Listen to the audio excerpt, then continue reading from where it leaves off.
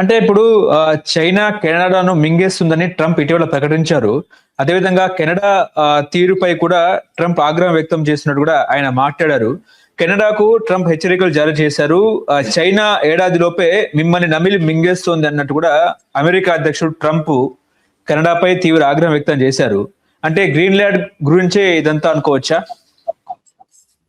Greenland కాదు, in fact ఆయన ఎన్నిక అవ్వంగానే కూడా ఇంకా ప్రమాణ స్వీకారం చేయక ముందు నుంచి కూడా గవర్నర్ ట్రూడో అని చెప్పి కెనడాని ఆయన కవించాడు అప్పట్లో. మీరు మా దేశంలో చేరిపోండి, 51st స్టేట్ అవ్వండి, మీకు ట్యాక్స్ ఎగ్జంప్షన్స్ అన్ని వస్తాయి, మీరు చాలా అద్భుతంగా ఉండొచ్చు అని అప్పటి నుంచే మొదలుపెట్టాడు. ఇంకా ప్రెసిడెంట్ అవ్వకముందు నుంచే మొదలుపెట్టాడు. ప్రెసిడెంట్ అయిన తర్వాత కూడా అదే ధోరణిలో ఉన్నాడు. ఒక విస్తారవాద శక్తిగా ప్రవర్తిస్తున్నాడు. గ్రీన్లాండ్ కావాలి, కెనడా కావాలి, పనామా కావాలి, వెనిజులా కావాలి, ఇవన్నీ కూడా నేను తీసేసుకుంటాను, నా అధీనంలో ఉండాలి, అమెరికా భూభాగం అవ్వాలి అని ఫిక్స్ అయ్యాడు. కాబట్టి అటువంటి ఆలోచన ఉన్న వ్యక్తి కెనడా మీద ఒత్తిడి తీసుకొస్తే వాళ్ళు బేర్ చేయగలిగారు కొంతవరకు. కానీ దాని తర్వాత వాళ్ళ ఆత్మగౌరవం అంటూ ఉంటుంది కదా. అందుకనే మార్క్ కార్నీ ఏం చెప్పాడంటే, మేము అంటే మీ మీద ఆధారపడి లేము, మేము కెనడియన్స్ కాబట్టి కెనడా అన్నటువంటి మా ఐడెంటిటీ ఉంది, దాని మీద ఆధారపడి ఉన్నామని చెప్పి అతను స్టేట్మెంట్ ఇచ్చాడు. అది డొనాల్డ్ ట్రంప్ నచ్చట్లేదు. వరల్డ్ ఎకనామిక్ ఫోరంలో మార్క్ కార్నీ కంప్లీట్ గా డొనాల్డ్ ట్రంప్ ఎక్స్పోజ్ చేసి మాట్లాడాడు. రూల్స్ బేస్డ్ వరల్డ్ అని చెప్పేసి చాలా కాలంగా వీళ్ళు చెప్పింది, దాని ప్రకారం మేము కూడా దాంట్లోనే భాగస్వామ్యంగా ఉన్నాము, మాకు చాలా లాభాలు వచ్చాయి, కానీ అది ఎప్పుడో పోయింది, అది మొత్తం బ్రీచ్ వచ్చేసింది, అది విరిగిపోయింది. అది ఇప్పుడు రూల్స్ బేస్డ్ ప్రపంచం లేదు, మత్స్య న్యాయమే ఉంది అక్కడ, పెద్ద చేప చిన్న చేపను తింటుంది, అంతకుమించి ఇంకేమీ లేదు. ఇది అందులో ఒక స్టేట్మెంట్ కూడా ఇచ్చాడు, if you are not at the table you are on the menu అన్నాడు ఆయన. మీరు వాళ్ళతో సరిసమానంగా కూర్చొని మాట్లాడే పరిస్థితి నీకు లేదంటే కనుక నిన్నే తినేస్తాడు, అంటే అమెరికా తినేస్తుంది కెనడాని అని చెప్పి ఆయన స్పష్టంగా చెప్తున్నాడు. ఇప్పుడు ఎవరెవరు తింటున్నారో మనం చూస్తున్నాం కదా. నువ్వు మా దేశంలో విలీనం అయిపో, 51st స్టేట్ అయిపో, అమెరికాలో కలిసిపో అని ఒత్తిడి ఎవరు తీసుకొస్తున్నారు? కెనడాని తినడానికి ఎవరు ప్రయత్నం చేస్తున్నారు? చైనా ప్రెడేటరీ, ఎక్కడ పోయినా కానీ వాళ్ళ ఇంట్రెస్ట్ వాళ్ళు కాపాడుకుంటారు. వాళ్ళు అప్పులు ఇస్తారు, వాళ్ళు డీల్స్ చేసుకుంటారు, కాంట్రాక్ట్స్ చేసుకుంటారు. దాంతో ఆ దేశాలు వాళ్ళ మీద డిపెండ్ అయిన తర్వాత వాళ్ళు బెదిరించి వాళ్ళకి కావాల్సిన చేసుకుంటారు. కానీ చైనా పోయి నీ భూమిని నేను ఆక్యుపై చేస్తానని అయితే కెనడా అనట్లేదు కదా. దాంట్లో కూడా ఆ అగ్రిమెంట్ లో కూడా మార్క్ కార్నీ బెయిజింగ్ వెళ్ళొచ్చాడు. దాంట్లో అగ్రిమెంట్ లో కూడా రెస్ట్రిక్షన్స్ ఉన్నాయి. ఓన్లీ 49,000 వెహికల్స్ మాత్రమే చైనా నుంచి ఇంపోర్ట్ చేయడానికి పర్మిషన్ ఇచ్చారు. అది డ్యూటీ తక్కువ, డ్యూటీ ఫ్రీగా పెట్టి ఇచ్చారు. కాబట్టి రెస్ట్రిక్షన్స్ ఉన్నాయి. వీళ్ళు టేక్ ఓవర్ చేసే పరిస్థితి లేదు.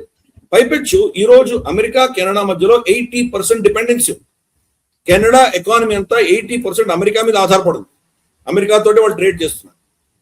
అక్కడ డెట్రాయిట్, తర్వాత మనకు మిచిగన్, అక్కడ నార్త్ లో ఉన్నటువంటి స్టేట్స్ అన్ని కూడాను వాళ్ళ మ్యానుఫ్యాక్చరింగ్ ఇండస్ట్రీ అన్ని కూడా కెనడాతో అనుసంధానమే ఉంది. ఒక దేశంలో స్టీల్ తయారు చేస్తే ఇంకో దగ్గరకు వస్తే దాని వెల్డింగ్, దాని కట్టింగ్ అవన్నీ చేస్తే మళ్ళీ ఈ మొక్కలు ఇంకో దేశానికి వెళ్తే అక్కడ దాన్ని మషినింగ్ చేసి మళ్ళీ పంపిస్తే దానిని ఇంకేవో కాంపోనెంట్స్ తోటి తయారు చేసి మళ్ళీ అక్కడ పంపిస్తే మళ్ళీ అక్కడ దానికి అడిషనల్ ఏవో చేసి ఇక్కడ పంపిస్తే ఫైనల్ గా కార్లలోనే దేంట్లో ట్రక్కుల్లోనే పెడతారు. కాబట్టి ఒక కాంపోనెంట్ ఈ రోజు అమెరికన్ ఆటోమొబైల్ ఏదైనా వచ్చిందంటే కనుక కెనడా USA బార్డర్ ని 4-5 సార్లు దాటుంటుంది, ట్యాక్స్ ఫ్రీగా దాటుతుంది. ఈ రోజు వాళ్ళ మొత్తం ఆటోమొబైల్ ఇండస్ట్రీ కెనడా అక్కర్లేదు మాకు, కెనడా మాకు వల్ల దానివల్ల ఏం లాభం లేదని డొనాల్డ్ ట్రంప్ ఇన్న స్టేట్మెంట్ ప్రకారం కనుక వీళ్ళు కనుక ఉన్నారంటే కనుక మొత్తం డెట్రాయిట్ కొలాప్స్ అయిపోతుంది. వాళ్ళకున్న ఆటోమొబైల్ సెక్టర్ అంతా కొలాప్స్ అయిపోతుంది. టింబర్, చెక్క, కలప అంతా కూడా కెనడా నుంచి వస్తాం. ఎలక్ట్రిసిటీ వాళ్ళు ఇస్తున్నారు. ఆ నార్త్ గ్రిడ్ అంతా కూడా రమారమి 30-40% ఆ ప్రాంతం అంతా కూడా పవర్ కెనడా నుంచి వస్తాం. 70% నార్త్ అమెరికాలో ఫ్యూయల్ మనకు ఆయిల్ కానీ గ్యాస్ కానీ కెనడా నుంచి వస్తుంది. వీళ్ళకు ఆయిల్ ఉంది అమెరికాలో, టెక్సస్ నుంచి అక్కడ నార్త్ దాకా కెనడా బార్డర్ దాకా తీసుకెళ్లాలంటే ఈరోజు వాళ్ళ దగ్గర ఇన్ఫ్రాస్ట్రక్చర్ లేదు, వాళ్ళ దగ్గర పైప్ లైన్స్ లేవు, ఏమీ లేవు. కెనడా నుంచి వచ్చిన దాంతో బతకాలి అమెరికా. మా కెనడాతో ఏం సంబంధం లేదు, కెనడా యూస్లెస్ అని డొనాల్డ్ ట్రంప్ అంటే కనుక మొత్తం north United states of America మొత్తం దెబ్బతింటుంది. అందుకని ఈరోజు మార్క్ కార్నీ ఏం చేస్తున్నాడంటే, నీకు నేను వద్దు అనుకున్నప్పుడు నేను బతకాలి కదా, అందుకే నేను చైనాతో అగ్రిమెంట్ పెట్టుకుంటాను.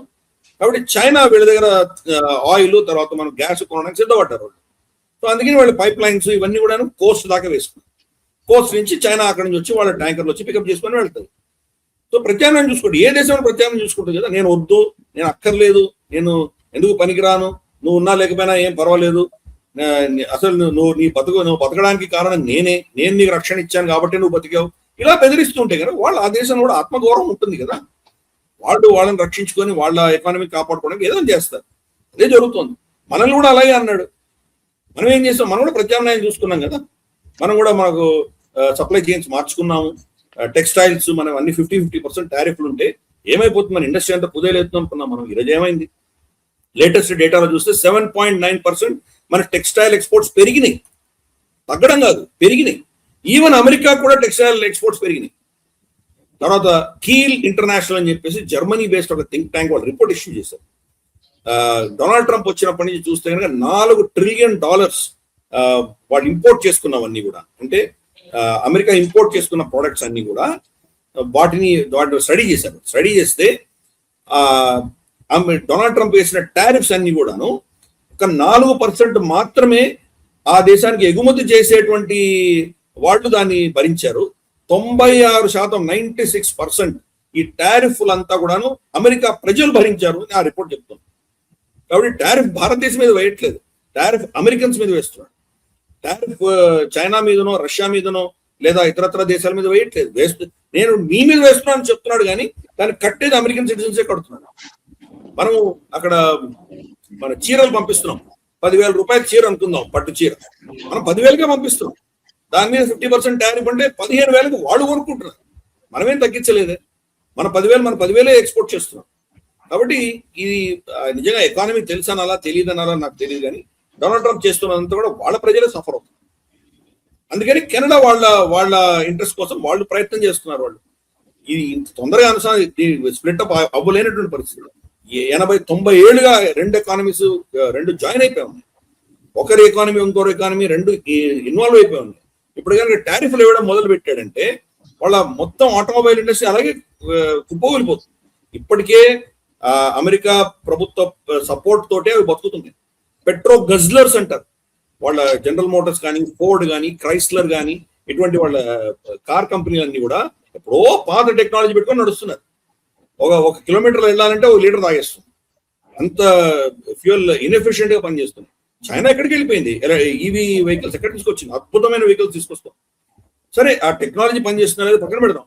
అమెరికాని తలదన్నే దిశగా వాళ్ళు వెళ్ళిపోయారు, ఎక్కడికో టెక్నాలజీ వెళ్ళిపోయారు. ఆ కాంపిటీషన్ తట్టుకోలేకనే చైనాని దూరం పెడుతున్నారు. ఇగో వీళ్ళకి సబ్సిడీలు ఇచ్చి ఇవన్నీ చేస్తున్నారు. అయినా కానీ కూడా ఇండస్ట్రీస్ బతకాలంటే కెనడా లేని వాళ్ళు బతకలేదు. కెనడా నుంచి కాంపనెంట్స్ వస్తాయి, ఆల్మోస్ట్ 30 దేశాల నుంచి కాంపనెంట్స్ వస్తాయి, కానీ వాళ్ళ ఇండస్ట్రీ నిలవదు, వాళ్ళ ఆటోమొబైల్ ఇండస్ట్రీ నిలవదు. రేపు ఇటువంటి పిచ్చి పనులు చేసుకుంటూ వెళ్ళి కెనడా నాకు అక్కర్లేదు అని చెప్పి డొనాల్డ్ ట్రంప్ ఏమైనా చర్యలు తీసుకుంటే కనుక అవన్నీ కూడా వేరే దేశాలకు షిఫ్ట్ అయిపోతాయి. చైనా తీసుకోవచ్చు, భారతదేశం తీసుకోవచ్చు, ఎవరో అబ్జర్వ్ చేసేస్తారు. అప్పుడు నష్టపోయింది అమెరికాని. కాబట్టి డొనాల్డ్ ట్రంప్ చేస్తున్న ప్రతి అంశం కూడా, అతని ప్రతి యాక్షన్ కూడా అమెరికాకే నష్టం తీసుకొస్తాం. టెంపరీగా ఏదో కొంత లాభం వచ్చినట్టు, ఏదో కలెక్షన్స్ వచ్చినట్టు, కస్టమ్స్ కలెక్షన్స్ వచ్చినట్టు చూపించుకుంటాడేమో, కానీ లాంగ్ టర్మ్ లో ఈ దేశాలన్నీ కూడాను ప్రత్యామ్నాయాలు చూసుకుంటాయి. అందుకనే ఈ రోజు అర్చలా వండర్లేన్ మన దేశంలో ఎందుకు ఉంది, రేపు గురించి దాని గురించి చర్చలు జరగబోతున్నాయి. మనకు యూరోపియన్ యూనియన్ భారతదేశం మధ్యలో ఉన్నటువంటి సమ్మిట్ రేపు చర్చలు జరగబోతున్నాయి. బహుశా అందులో మనకు ట్రేడ్ డీల్ సంతకం అయినా మనం ఆశ్చర్యపడక్కర్లేదు, చెప్పలేము, 100% గ్యారంటీ లేదు. బహుశా సంతకం అయ్యేటువంటి అవకాశాలు ఎక్కువ ఉన్నాయి. ఎందుకు చేస్తుంది ఈరోజు యూరోపియన్ ఇంత అర్జెంట్ గా ఈ చర్చలు? కనీసం అంటే గత 5-6 ఏళ్లుగా సాగుతూనే ఉన్నాయి కదా. అయినా ఇప్పుడు ఎందుకు అర్జెన్సీ వచ్చిందంటే అమెరికా యొక్క ఒత్తిడి వల్ల, అమెరికా వాళ్ళ మీద చేస్తున్నటువంటి చర్యల వల్ల, అమెరికా వాళ్ళని చాలా అతి నీచంగా అవమానిస్తున్నందువల్ల వాళ్ళు ప్రత్యామ్నాయం చూసుకుంటారు. ప్రత్యామ్నాయంలో చైనా ఒకటే ఉండింది ఇంతవరకు. చైనా కూడా తప్పు తిన్నదేం కాదు, వీళ్ళని అలాగే సతాయించు చైనా కూడా. అందుకని భారతదేశం దగ్గర భారతదేశంలో ఒక రిలయబుల్ పార్ట్నర్, అందుకనే మన దగ్గరకు వస్తున్నారు. అంత అర్జెంటుగా వచ్చారు. ఇంకా డీల్ సంతకం అవ్వకుండానే, డీల్ ఫైనలైజ్ అవ్వకుండానే ఆవిడ వరల్డ్ ఎకనామిక్ ఫోరం లో Ursula von der Leyen statement కూడా ఇచ్చింది. మదర్ ఆఫ్ ఆల్ డీల్స్ మేము చేయబోతున్నాం భారతదేశంతో ఆవిడ చెప్పింది. ఎందుకు? వాళ్ళ అవసరం ఉంది కాబట్టి ఈరోజు సడన్ గా వాళ్ళు మెట్టు దిగి వచ్చారు. మన ఇక్కడి నుంచి బిజినెస్ మెన్ కానీ, మన పిల్లలు కానీ, మన సైంటిస్ట్ కానీ, మన కన్సల్టెంట్ కానీ యూరోప్కి వెళ్ళాలంటే ఎంత సతాయిస్తున్నారు వాళ్ళ యూరోపియన్ వీసా ఇవ్వడానికి. కనీసం అంటే 30% to 40% రిజెక్ట్ చేస్తున్నారు. మేము చాలా పెద్ద దేశం, చాలా డెవలప్డ్ దేశాలు, మీరు చీప్ దేశాలు, మీకు వీసా ఇస్తే మీరు వచ్చి మా దేశంలో సెటిల్ అయిపోతారు అనేది మేము ఇవ్వమంటున్నాం. కానీ ఇల్లీగల్ ఇమిగ్రెంట్స్ మాత్రం లక్షల్లో వాళ్ళు అలౌ చేశారు. ఈరోజు రమారమి 90 లక్షల మంది ఇల్లీగల్ ఇమిగ్రెంట్స్ ఈరోజు జర్మనీలో ఉన్నారు ఒక దేశంలో, అంజెలా మెర్కెల్ చేసిన పిచ్చిదనం వల్ల. సో అందుకని అటువంటి పరిస్థితుల్లో కూడా వాళ్ళ అహంకారం తగ్గట్టు ఇప్పుడు తగ్గి వస్తున్నారు. ఎందుకంటే వాళ్ళకు మన అవసరం ఉంది కాబట్టి ఇప్పుడు దిగి వచ్చారు. రేపు చూద్దాం మొత్తం ఫైనల్ గా ట్రేడ్ డీల్ అయిన తర్వాత దాంట్లో ఏమి కండిషన్స్ ఉంటాయో, మనం ఏం ఒప్పుకున్నామో వాళ్ళు ఏం ఒప్పుకున్నారో చూద్దాం. కానీ యూకేతో డీల్ మనం చేసుకున్నప్పుడు కూడా మనం ఇటువంటి సమస్యలే వచ్చాయి మనకు. వాళ్ళ సువర్ల బ్రవర్మెన్ కానీ, లేదా మనకు రిషి సునాక్ కానీ, బోరిస్ జాన్సన్ కానీ ఈ ప్రభుత్వాలు ఉన్నప్పుడు వాళ్ళు సేమ్ స్టోరీ, మనకు వీసాలు ఇవ్వమంటారు కానీ వాళ్ళేమో వీసా ఫ్రీగా మన దేశానికి రావాలంటారు. ఇటువంటి అన్ఈక్వల్ ట్రీటీ మనం ఒప్పుకోము. మనకు గౌరవం ఉన్న ట్రీటీని మనం యాక్సెప్ట్ చేస్తాం కాబట్టి యూరోపియన్ యూనియన్ లో కూడా అలాగే ఉంటుంది నేను అనుకుంటాను. వాళ్ళే 4 మెట్లు దిగి వచ్చారు, ఇంకా వస్తారు కూడా. భారతదేశాన్ని గౌరవిస్తేనే ఈ ట్రీటీ ఉంటుంది, లేకపోతే ఉండదు. అంటే భారత్ అమెరికా మధ్య త్వరలోనే ట్రేడ్ డీల్ జరగబోయే అవకాశం ఉందంటూ కూడా ఇటు America national economic council director చెప్పిన పరిస్థితి, ఆ విధంగా ఏమైనా ఉంటుందంటారా? మన ట్రేడ్ డీల్ యాక్చువల్ గా ఆగస్ట్ లోనే అయిపోయింది. ఆగస్ట్ లోనే ఇద్దరు ఒప్పేసుకున్నాం, ఏమేం కావాలో ఇద్దరు ఒప్పేసుకున్నాం. ఆ రోజు నుంచి ఈ రోజు దాకా డొనాల్డ్ ట్రంప్ టేబుల్ మీదే ఉంది. డొనాల్డ్ ట్రంప్ టేబుల్ మీద కానీ కూడా డొనాల్డ్ ట్రంప్ సంతకం పెట్టట్లేదు. ఎందుకు? అతనికి ప్రెస్ ముందర, టీవీ ముందర, మీడియా ముందర ఇది ఒక నేను గెలిచాను అని చూపించుకోవాలి. మోదీ తల వంచాను చూడు, సార్ ప్లీజ్ ప్లీజ్ అని మోదీ అడిగాడు, నేను ఓకే అన్నాను అని చూపించుకోవాలి. అది మోదీ గారు ఛాన్స్ ఇవ్వట్లేదు కూడా సంతకం. హోవర్డ్ లుట్నిక్ వాళ్ళ కామర్స్ సెక్రటరీ అన్నాడు, మేము కంప్లీట్ గా అగ్రిమెంట్ ఫైనలైజ్ చేసి డొనాల్డ్ ట్రంప్ టేబుల్ మీద పెట్టాము, ఈ రోజు దాకా సంతకం ఎందుకు అవ్వాలంటే మోదీ ఫోన్ చేయట్లేదు కాబట్టి అవ్వలేదు అని తనే స్టేట్మెంట్ ఇచ్చాడు. మనం తల వంచి మీరు చక్రవర్తి సామ్రాట్ అయ్యా దయచేసి మాకు టారిఫ్ తగ్గించండి అని మనం అడిగితే కనుక సరే నేను రాజు కాబట్టి నేను ఇస్తున్నాను అని చెప్పి ఇచ్చిండే. అది మనం చేయట్లేదు, అందుకని అది డీల్ అవుతుంది. ఈ రోజే మనకు మనం చూస్తే కనుక వాళ్ళ ఒక సీనియర్ రిపబ్లికన్ సెనేటర్, టెక్సస్ నుంచి ఒక సెనేటర్, అతను ఇచ్చినటువంటి స్టేట్మెంట్ లీక్ అయింది, ఆడియో లీక్ అయింది. దాంట్లో అతను ఏం చెప్పాడంటే కనుక చాలా సార్లు జేడీ వ్యాన్స్ వైస్ ప్రెసిడెంట్, తర్వాత మనకు స్కాట్ బెసెంట్, తర్వాత నొవారో, తర్వాత మనకి ఈవెన్ డొనాల్డ్ ట్రంప్ కూడా వీళ్ళు భారతదేశంతో ఒప్పందం అవ్వకుండా ఆపుతూ వచ్చారు ఇంతకాలం అని స్టేట్మెంట్ ఇచ్చారు. సో అంటే ఏంటి, అగ్రిమెంట్ లో మనం ఏం తేడా లేదు, మనం ఏం ఒప్పుకోవాలో ఒప్పేసుకున్నాము, ఏదో ఒప్పుకోమో అది కూడా చాలా స్పష్టంగా చెప్పాము. నిర్ణయం వాళ్ళ చేతులు, డొనాల్డ్ ట్రంప్ చేతిలో ఉంది. డొనాల్డ్ ట్రంప్ ఏమో అయిపోతున్న అగ్రిమెంట్ అంటున్నాడు కానీ ఇంతవరకు దాన్ని ఫైనలైజ్, దాని సంతకం పెట్టట్లేదు. ఎందుకు? నేను చెప్పాను కదా, ఇది మోదీ గారిని ఏదో విధంగా నీచంగా చూపిస్తే కానీ అతనికి నేను నన్ను చూడు, నా ఒత్తిడికి లొంగిపోయాడు చూడు, నా ముందర సరెండర్ అయిపోయాడు చూడు అని చూపించుకోవాలి. ఆ ప్రయత్నం అది అవ్వట్లేదు కాబట్టి అది అయినప్పుడు అతను సంతకం పెడతాడు. దానికోసం వెయిట్ చేస్తాం.